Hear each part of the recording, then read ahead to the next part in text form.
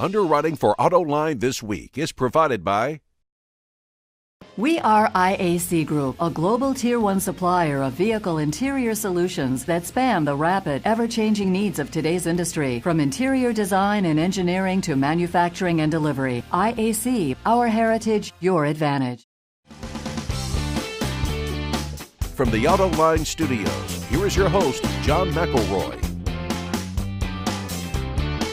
Thanks for joining us on Autoline This Week, where the discussion's all going to be about whether or not the automotive industry is doing a good enough job of promoting women executives. And to help me in that discussion today, I've got three women executives in the automotive industry, including Jeneanne Hanley, the Vice President of Global Trim Operations for the Lear Corporation, Colleen Haley, the Executive Vice President for Yazaki's U.S. OEM operations, and Terry Barclay, the CEO of Inforum. Great having you all here on Autoline this week. Thank you. Terry, I'm going to start with you. It seems to me that a decade ago, the U.S. auto industry was doing a better job of promoting women executives than it is right now. Give me an update of how you see what's going on there. Well, I would agree that things might have been better a decade ago, but then we had the meltdown, and so a lot of people left the industry at that time. The big meltdown, the big collapse, as I call it, 2008, 2009, where a lot of people were broomed out or even left the auto industry. A lot of people left, and but every crisis creates an opportunity, and so that's where we are right now. I see companies really zeroing in on this opportunity to promote the women that they have, to retain the women that they have, and then to reach back earlier in the pipeline to interest upcoming talent in the industry. Jeneanne, Colleen, you see it that way or no? I mean, you're in the industry. Yeah, I definitely do, and I think that there's a lot of emphasis on talent, and of course, women is a huge piece of the talent pool, with 60% of the undergrads going to women these days. And I think, the leadership of the companies knows that talent's important, and they're willing to tap it anywhere that they can. Colleen, you see that too? I do, John, and actually one of the reasons that Terry and Jeneanne and I are together is coming out of that downturn. Some women executives in automotive really saw what you described, which is we had some momentum, but we were concerned women are leaving, they're either opting out or they're taking packages, maybe in higher proportion than men. We don't have data that says that, but it was our feeling, right? It was the gut feel. We said, what can we do as women executives? So over a 6 or 8 month period, about 25 women executives in automotive came together and said, we think we can do some things to help the industry and to help our companies and make sure young women understand the opportunity they have, and we can rebuild that momentum and hopefully take it even further.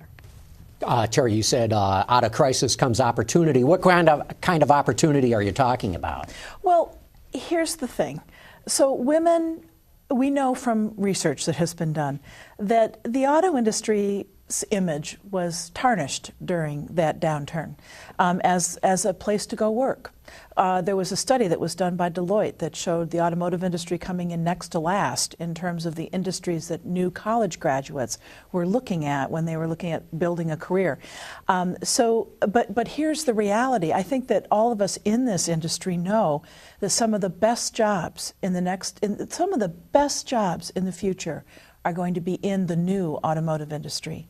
And we know that women are 60% of the college graduates. So what can we do to change that image of the industry to at least bring it up to reality? Because there's a whole lot of opportunity out there. Yeah, and that's the easy part. I mean, that's when you have a great story to tell.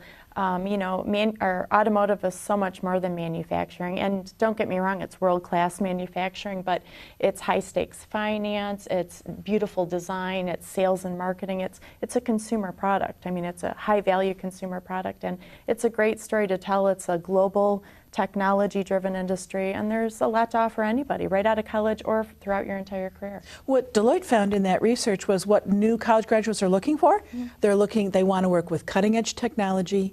They want global opportunities. You've just described the automotive industry. Sure.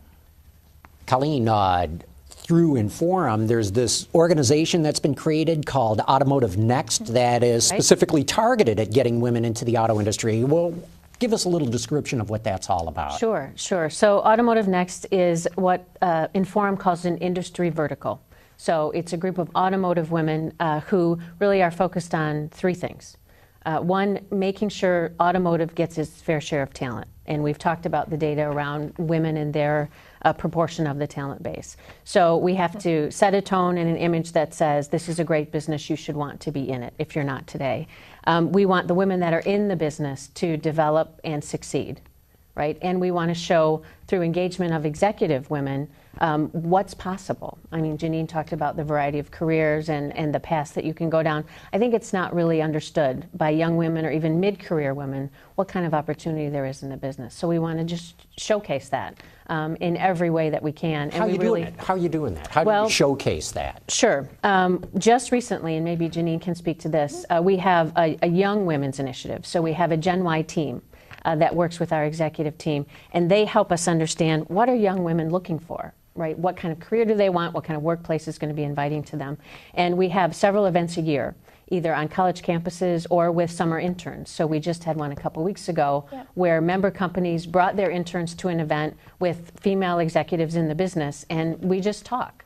Yeah, right? and it was a terrific event. We had it at the old Paquette plant. We talked a little bit about this. Paquette, of course, is where the original Model T was designed and built. And like Colleen said, we all have independent, as companies, we have independent initiatives that we have for talent, but this is kind of overarching where we're encouraging all of our interns to come together, look at this wonderful historical site, really be inspired about how important and how historic the automotive industry has been, and really provide some networking amongst other young women who are interning this summer. There were a lot of fun conversations, and then do some role modeling, see other successful women, so you have a view of not just an internship, not just the first couple of years, but you can really make a very diverse career out of it. And a lot of us speak very frankly about challenges we faced, great opportunities, and what we love about the automotive industry. Right. And it's an easy evening and a lot of great conversation, a lot of talented women. You know, we forget about the power of the simple things. Yeah. And women in senior levels are still, relatively infrequent. Mm-hmm. And so the power of exposing young people to the people who are already in those roles. I often say to executives of Jeneanne and Colleen's caliber that they forget what a powerful experience that is for young women to see them, doing their jobs. Okay, that's all great, and I admire what you're doing of getting a new generation of women interested in getting into the industry. But what about the here and now? I mean, you're at very senior vice president levels, but there's still the glass ceiling in the industry. We still have not seen a woman executive as a CEO or a COO. They're still not in the top positions. What does it take for that to happen? Well, the data says one of the key things that it takes is getting into line positions, right? Getting to the front line that may be... Now, what do you mean line position? You don't mean working on the assembly line, do you? I don't. Typically, in business, line means you're as close to the deliverable as possible, right? So it depends on the kind of company you're in. Right. It can be a profit and loss job. Critically important to show you can deliver the bottom line results. So instead of just being a paper shuffler, you got to show you can run the books, you can run your own little company within the company. Right. End of the day, whether you make or lose money, whether you satisfy the customer is on that individual who owns the P&L. So that's an example. Another example might be running a manufacturing operation. Maybe it is running a line, but then moving to run the plant and then moving to run a group of plants. So it's going to vary by company, but getting the individual as close to that bottom line deliverable as possible really makes the difference, because if you've proven you can do it on a small scale, ideally you can do it on a larger scale. But again, I think the data also shows, which is really interesting. I mean, we like to look at this as, objectively as we can, there's two parts to it. There's from a company responsibility side, or they just want to benefit from having the best talent, right? The best results. It's keep an eye out for your high potential folks and push them to take on those line positions, those challenging positions. But the other piece, and I think this is always great advice, is control what you have in your own control, is don't be afraid to take the risk. Don't be afraid to ask for the challenging assignment. Don't be afraid of failure. And I think a lot of the data shows that women can tend to be a little more risk averse to some of the more challenging assignments and just need the encouragement. And I think being part of professional women's groups or networking groups is encouragement. Having a mentor or sponsor in your company, but take responsibility for your own development, ask for what you want, take risks, and from a company side, push people to, fill out their development portfolio. Right. Well said. One of my favorite stats is men will apply for a job if they meet 60% of the stated criteria for the job. Women apply for a job if they meet 100% of the stated criteria for the job. Right. And I don't know if that says anything about risk or not. I think it just speaks to thoroughness. And so, Could be, yeah. And so companies, a very concrete thing that companies can do is what you said, is push, understand that the women might need a little bit more of a push to get them there. As a hiring manager, I don't know, I've heard lots of people say, gosh, the guys are beating down their doors every day saying, what do I have to do to get that next job? Understand that you might not see that same behavior from women. That doesn't mean they're less interested. It doesn't mean they're less willing to jump off the cliff and go after it, but they just exhibit it differently. Yep. Terry, of course, we talked about the internships and then, at the very top of management. What about boards of directors? I know this has been a hot topic for Inforum. It is. And we've seen you at Inforum really pushing boards to take on more women because if I remember the stats right, you need like 25 or 30% of your board to be female before they really have a voice and start to sway what these boards do. Well said, John. You've read our study. You've read the research. We're doing an event on the floor of the New York Stock Exchange shortly that's aimed, there's going to be 200-300 people there, and we're aiming at exposing more senior level women. There will be women there from the automotive industry to board opportunities that exist in public companies.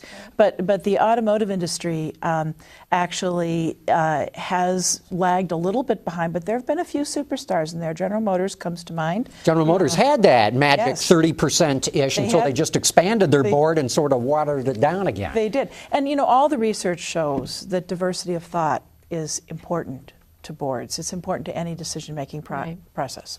I think the issue's a little bit circular as well, because as you said, John, there aren't that many women CEOs. Well, board makeup is typically presidents and CEOs. C-suite. So you have to crack into that top level to be asked to be on another company's boards. So, we really have to attack both sides of the issue, and it goes back to getting into the line roles. And for us, we were talking about the intern event, and Terry spoke to how powerful it can be. I think one of the things that's important for anyone, and I think for myself, it's important as an individual, as a woman, to be able to see yourself, right? Can I envision myself in that role? So when we can bring a room full, and this is 50 women who are in a variety of automotive jobs, maybe they're in manufacturing, maybe they're running a global piece of the business, then a young woman can say, oh, okay, I can picture it, right? I can see maybe there's a family, right? Maybe there's an interesting work-style balance that somebody's been able to work out, but I can picture myself there in 20 or 25 years. So you have to be able to have a vision, and I think the Women in Automotive Next can help with that. Colleen, what I find fascinating is that you work at the American subsidiary of a Japanese company. Right. I could not point out one female executive in the Japanese auto industry, even if I go back through my entire career. I've never met one.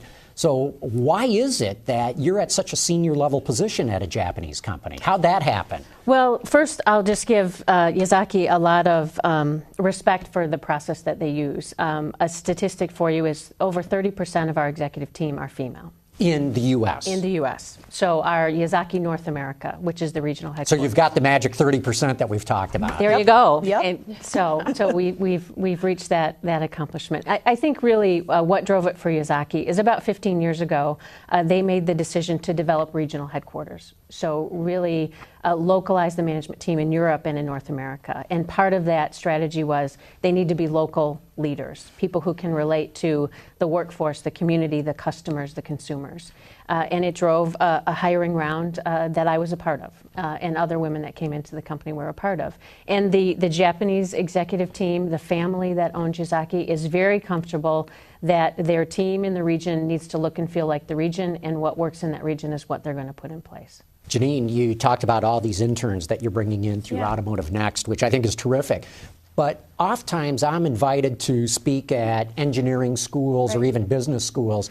I got to tell you, in the engineering schools, and that's one of the key ways to the top in the automotive industry, very few women in there. And when I go to the business schools, oh yeah, they're extremely well represented. But when you get into the finance side of business, very few women. And again, another key way to the top. Is this anything that you're looking into? How do you get women to go into the technical side of the business and the financial, not just business, but financial side. Right, and as Colleen said, there are different direct lines that you can take depending on the company. And it's true, I mean, you look at, I don't know the precise statistic, but I think about 20% of women are graduating with the engineering degrees today. So that's pretty good. That's higher than I would have thought. Yeah, and so there's still, if 20% of executive management were women, that might be more traceable, but we all know it's still quite shy of that. But you're right, it's a multifaceted approach. There are all kinds of initiatives that are taking women, especially in elementary, middle school, high school,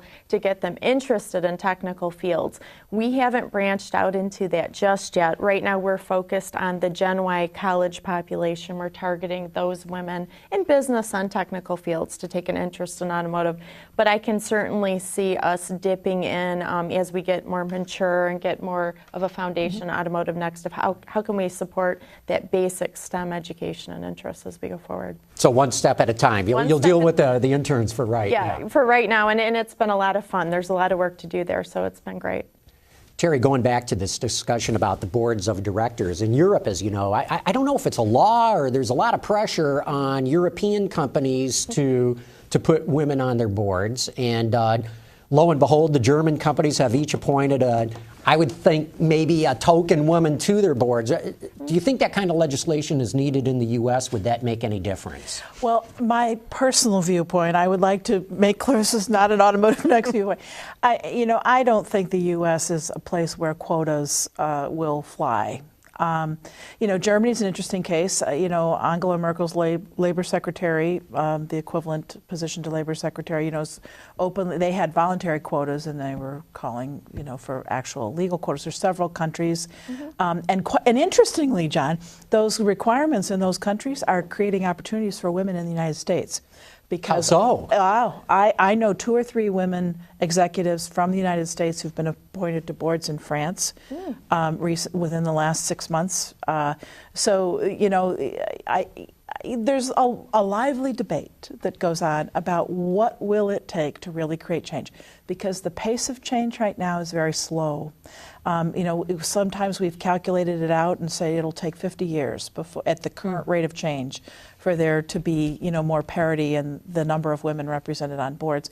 And let's not forget that there's even the best intentioned companies. That's sometimes why you see board sizes expanding, because there's board members, once you get on a board, there's a certain period of time that you're expected to remain on that board. It can be seen as a black mark against the company if there's board turnover. And so there's only a certain number of openings every year if you keep your finite N there. So what we're seeing is boards expanding their size to accommodate more diversity. So I think there's opportunity. I think we're at an inflection point, where the talent is really being recognized. I really see the glass as half full. Well, I think we are at an inflection point. I get the idea or the feeling that women, especially in the U.S., have had it, and it's time to change things, and they don't want to wait anymore. Yeah. But apropos of the discussion vis-a-vis Europe, how's the U.S. stand? I mean, we don't like what's going on here. How do we stand against the rest of the world? Well, we're in terms of the percentage of women, we've been roughly the same as other countries. In fact, some of our larger companies, because it's true that by company size, larger companies tend to have a larger percentage of women on their boards than smaller companies. So we've been sort of comparable, but we see Europe leaping ahead now. Hence the need for more change. Right, and I think, Terry, correct me if I get the data wrong, but from an automotive standpoint, particularly, automotive is behind other industries, right? Particularly, with an exception or two, that's true. Right, consumer products. Some of the industries that the young graduates tell us they're the most interested in. We have about less than 3.5% female executives in automotive. But doesn't that come back to what I said earlier, that if you're not coming up on the technical or the finance side, you're not going to break through the glass ceiling and go to the very top of the industry? Yeah, the only thing I would challenge that is, again, let's go back to that 20% versus 3.5%. So if 20% of technical degrees are women and 3.5% of executive jobs are women, there's still an awful lot happening we'd love to get that number of women interested in STEM type education. Absolutely, we need to work on the pipeline, but there's still an awful lot of fallout, and some of them are personal choices, but some of it are, what's happening within the corporate ladder, that, those are the things we're trying to attack with data and give people a toolkit to make a difference. And Jeneanne, just for anybody who has not heard of STEM, explain that. Well, it's basically, and I'm not going to get the acronym completely right, you guys will help me out. Oh, go ahead. Science, technology, engineering, and math. Right, but it's basically taking a more technical path, even when you get into middle school and high school, and then selecting a more technical path when you get into college for your education. I think the other message we have, John, is that there are multiple paths. Yes. Right. There's the most typical path, but then there are other alternatives. So you take Jeneanne and I. Jeneanne has an engineering degree. I do not. So I come back to what you really need to do is learn the business. And there are multiple routes to do that. And it is seeking out the challenging jobs. It's finding people who are going to support you. Really, at the end of the day, it's doing a terrific job and being ready to take more. Right. So I think if you demonstrate you understand the business, you may have a technical background or a non-technical background, that's what speaks at the end of the day. You were going to add something? Well, and it goes back to, we talked about it a little bit earlier, and what I love about Automotive Next and what I really love about Inforum, which is the broader organization, is it's take the personal responsibility to develop yourself. Go, to be great at what you do. Get the education, the development, and then some of the softer skills you will about networking, asking for what you want, taking risks, and that you have to take that personal responsibility on, and we need to help each other to do that. And then there's also the data and the information for the corporations to use as they will about what's their part in that, encouraging people to take line positions, and it all goes hand in hand. It's a complicated value chain, if you will, and we all have a piece of it, and it's all positive, and there's a lot of work that we can do, the individual can do, our organization can do, and the companies can do.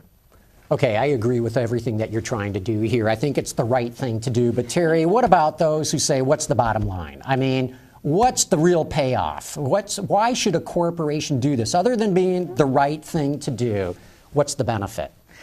Profitability. Pure and simple. How so? How do I hire women and become more profitable? Because there is a growing and clearly established link between diversity of thought and financial performance, pure and simple. I mean, we're dealing with big complex issues in a big complex world, and you need people with different skill sets and different viewpoints to be successful. And it's interesting, John, it used to be that we had to hammer that message home with a bunch of data, and that data exists, we can do that, but McKinsey just found an interesting piece in research that they just released that said that of the 60, they interviewed the CEOs of 60 Fortune 500 companies. 12 of those companies were from Michigan, based here in Michigan. And they didn't have to make the business case with any of those CEOs. The CEO said, the business case is a done deal. So I think there's recognition out there that, this is vital to the bottom line. Colleen, how do you make the business case? Well, for the auto industry, I think it's about the consumer, right? The purchasing power of women, the changing dynamic of women in the workforce, not in North America particularly, but globally. So if you don't know the majority of your customers, how do you make a product that's going to appeal to those customers? And I think the automotive industry, since the collapse, as you called it, has really done a great job getting in tune with the customer base, not telling them what they should buy or what they want to buy or building what they just hope and assume they'll buy, building a product that the customer is going to pull off the lots. And women are buying those vehicles and influencing the purchases. Jeneanne, how do you make the business case? Well, I think what's great is profitability, the consumer, even more direct, just executing what we know we need to do with quality, the technology, the globalness is we're all, especially North America, on an uptrend. A lot of companies are hiring. We're having a difficult time right now. There's a talent, a lack of talent right now. Folks have been rehired or redeployed or have moved, and I think when, again, you go back to the statistics of 60% of bachelor's and master's degrees are gotten by women, it makes that pipeline and getting women to be interested in our industry, it's just a talent issue. You just want your fair share of the talent. Okay, Colleen, we're getting down to the end here, but if there's any women in the industry or outside the industry who are interested, how do they get involved with Automotive Next? Sure, they can just go to the Inforum website, and find information about Automotive Next and join Inforum. And then there's a constant push of communication about what's happening in Inforum in Automotive Next. And it's a very welcoming, engaging group of women that are really trying to do the right thing for the business. And that's what, inforum.org? InforumMichigan.org. Inforum, Michigan. So sort of like forum, but with info, Inforum. Right, yeah. There you go. Yeah. Well, I want to thank all three of you for having come on today. Jeneanne Hanley, Colleen Haley, and Terry Barclay. Thanks so much for coming over today and talking all about how we move the needle here on getting more women executives in the automotive industry. Thanks, Thank John. you so much. I want to thank all of you for having tuned in for Autoline This Week. Underwriting for Autoline This Week has been provided by We are IAC Group, a global Tier 1 supplier of vehicle interior solutions that span the rapid, ever-changing needs of today's industry, from interior design and engineering to manufacturing and delivery. IAC, our heritage, your advantage.